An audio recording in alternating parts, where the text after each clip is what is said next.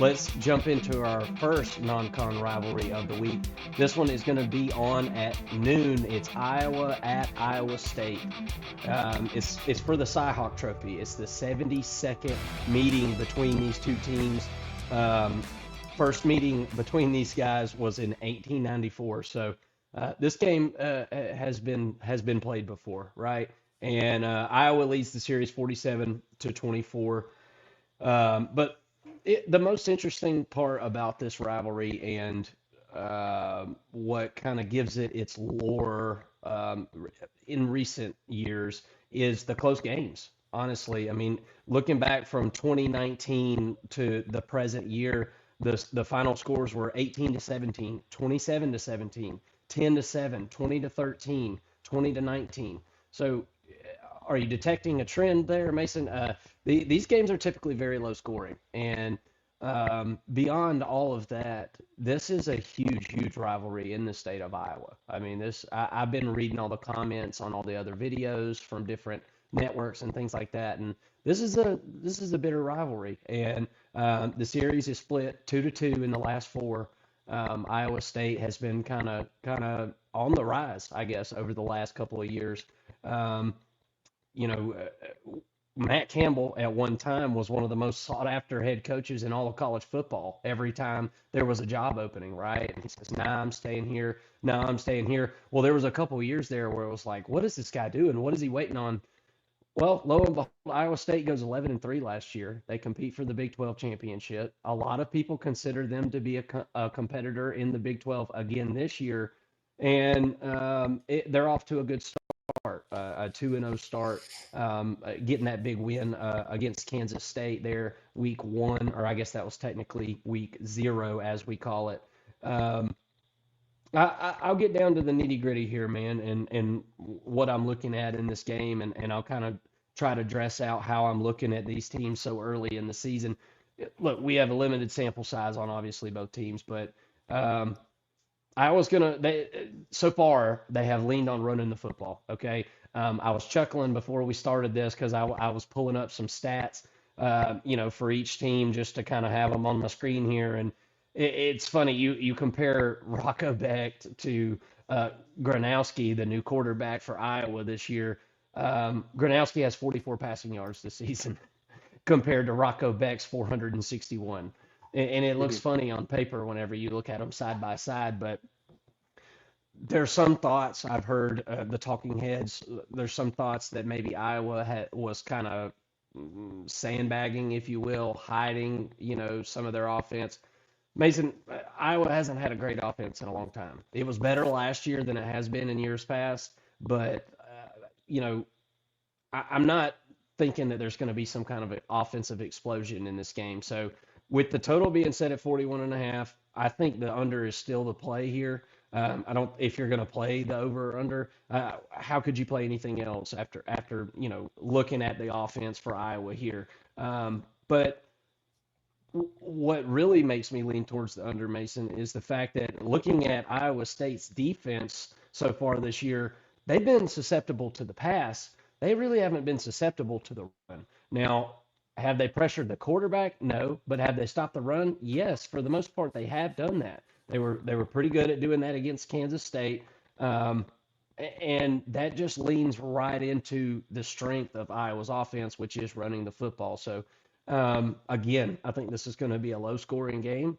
I think the fact that Iowa State is so sturdy against the run, I think is going to really hold Iowa in check. It'll all depend on the RPO game for the Iowa Hawkeyes in this one.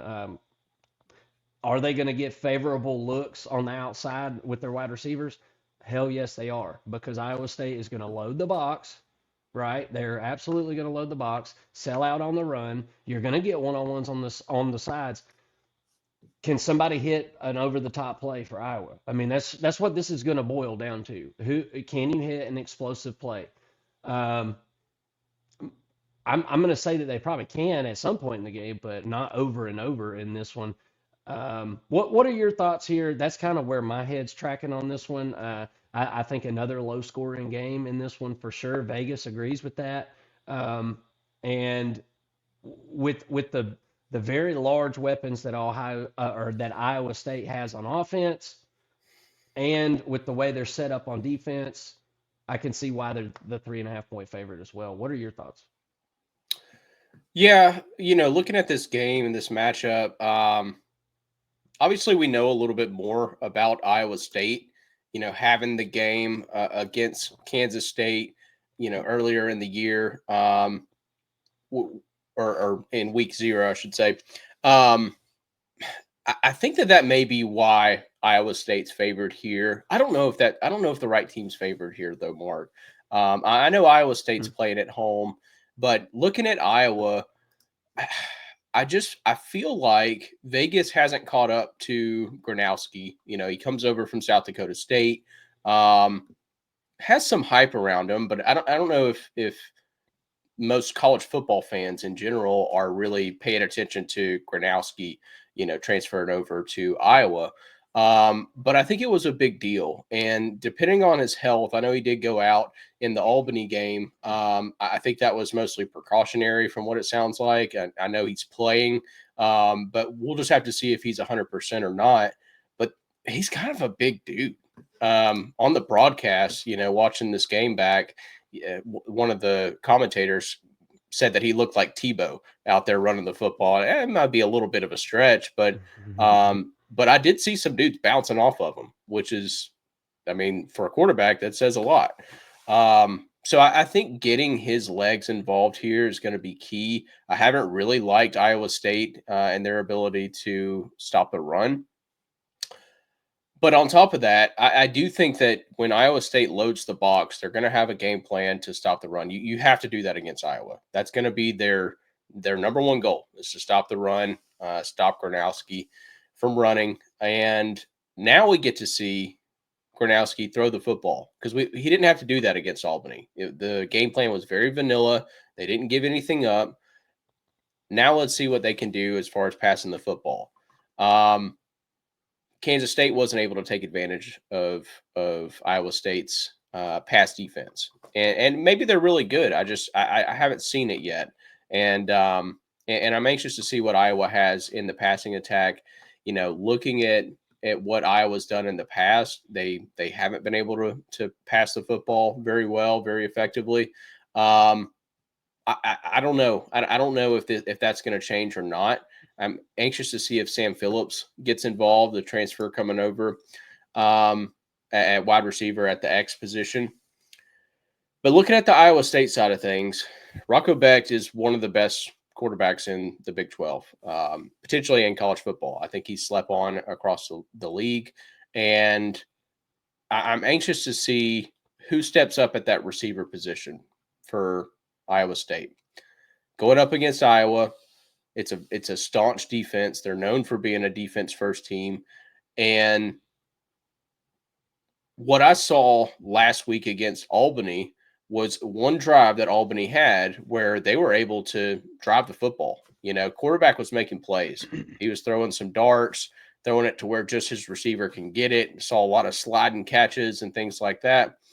So I'm wondering if Iowa may be susceptible in the passing game this year, and maybe that's an area that Rocco Becht and Iowa State is going to be able to capitalize on.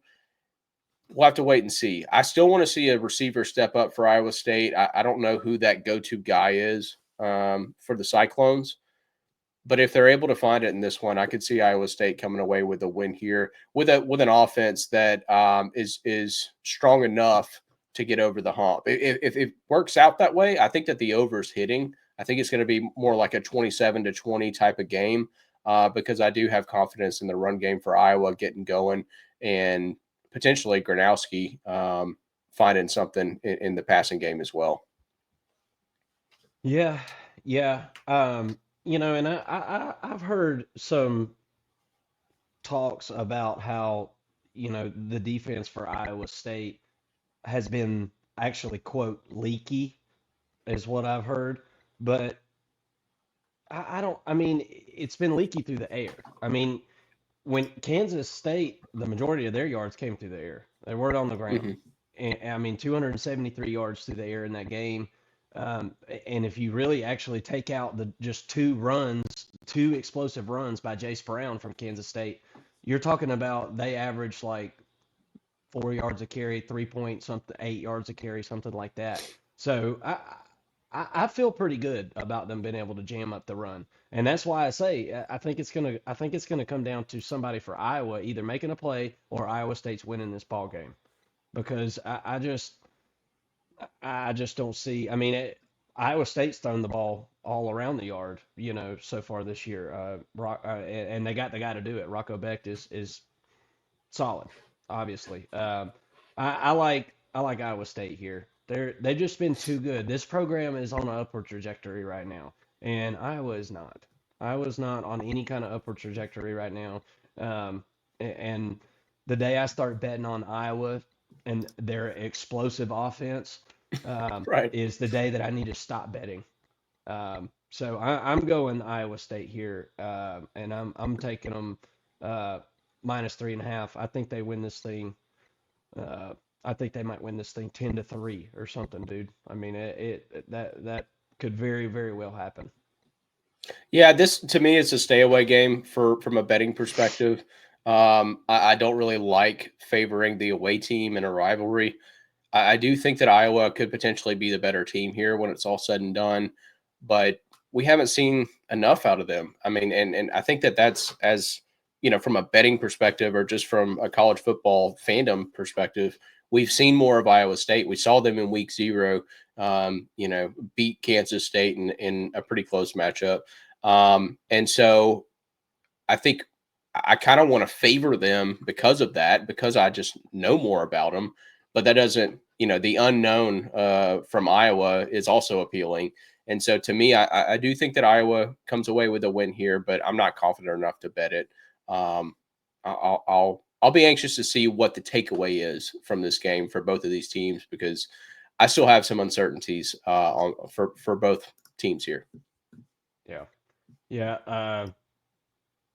Iowa State. I think one thing that you could really look at in this game, if they really wanted to seal this victory here, is you got to get after the quarterback a little bit whenever they do decide to throw the ball. They're not going to throw the ball 30, 40 times. You're not going to have a ton of chances. And Iowa State has been really bad at getting after the quarterback this season. They have 1 sack on defense for the season so far. So I think that's also an X factor. Iowa State has got to figure out how to fabricate some pressure whenever Iowa does decide to try to drop back and throw the football. We'll see how that works out.